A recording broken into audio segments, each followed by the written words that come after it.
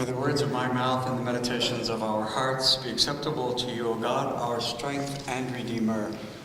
Amen.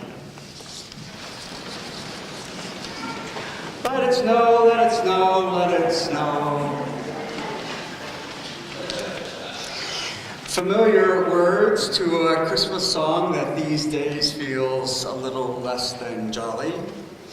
Some might say that this has been the winter of our discontent. So many overcast and cloudy days, they're killing me. So much snow and bitterly cold temperatures. The days of winter have impacted schools, businesses, and yes, church. Other parts of the country have suffered even more. After devastating fires, mudslides continue to cause serious damage in California. A report last week indicated that 21 thoroughbred horses died at a racetrack in California, in part due to mud.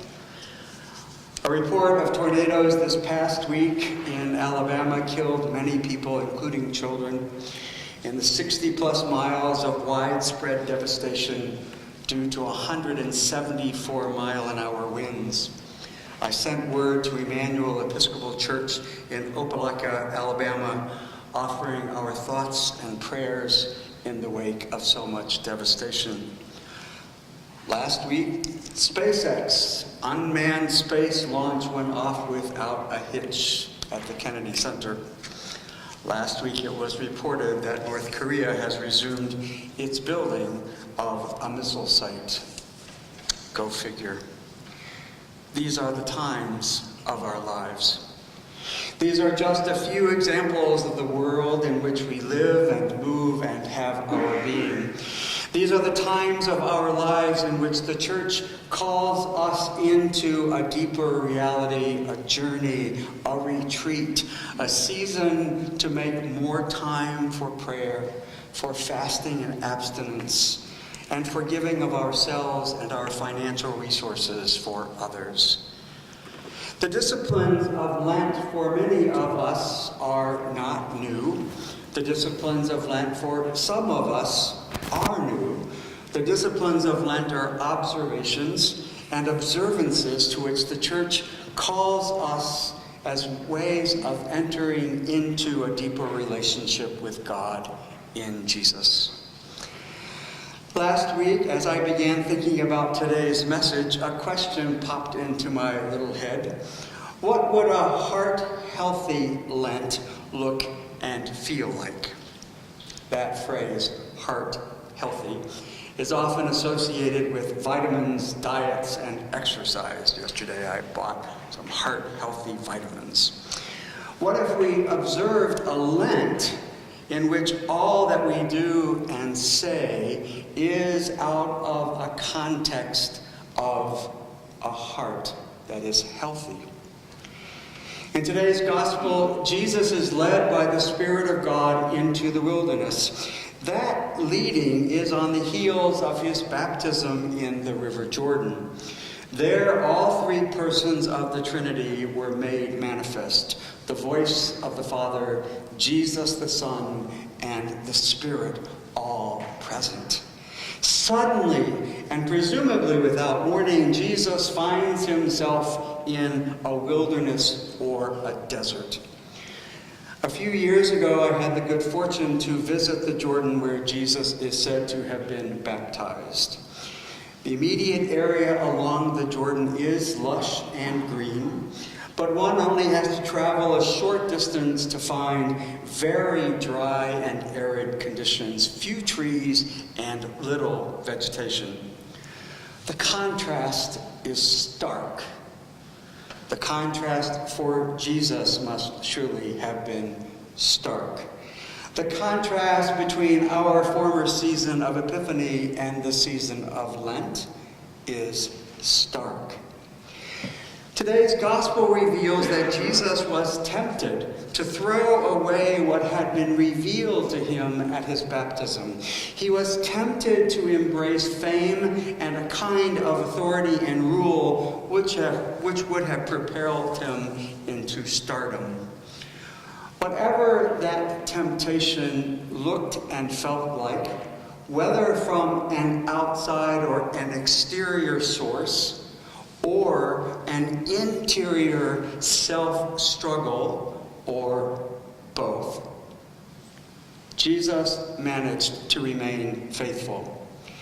He remained faithful to God and to the mission which was unfolding before him.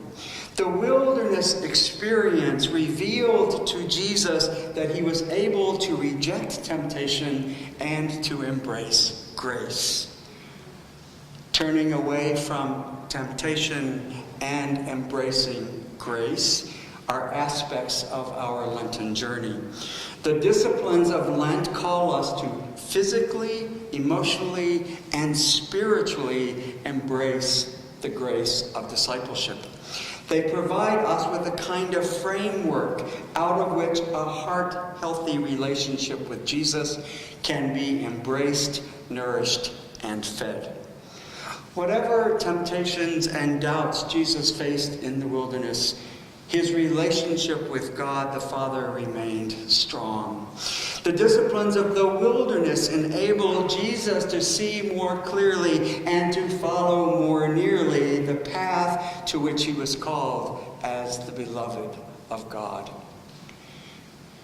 In the chaotic world in which we live, we are the beloved of God, and we form the beloved community of God.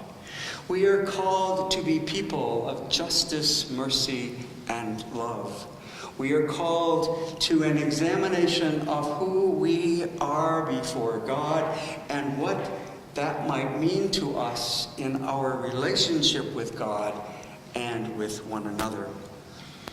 If I could take a heart-healthy pill, a multi-supercharged vitamin, which would enable me to be more thoughtful and more kind, I'd buy it in a heartbeat. I'd buy cases of it. I would pop pills all day long if I thought it would be helpful.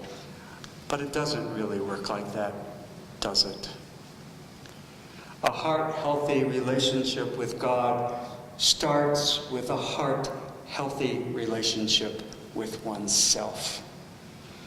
What might our lives look and feel like if we were to clear away thinking, speaking, and acting that get in the way of who God calls us to be as God's beloved? During this season of Lent, we are called to reflect on who we are in light of who Jesus was and is and calls us to be.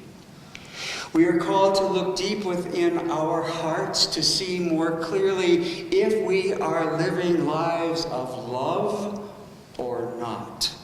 We are called to be honest, to be truthful, and to realize that what comes from us is deeply rooted within our hearts. How important it is to have a healthy and happy heart.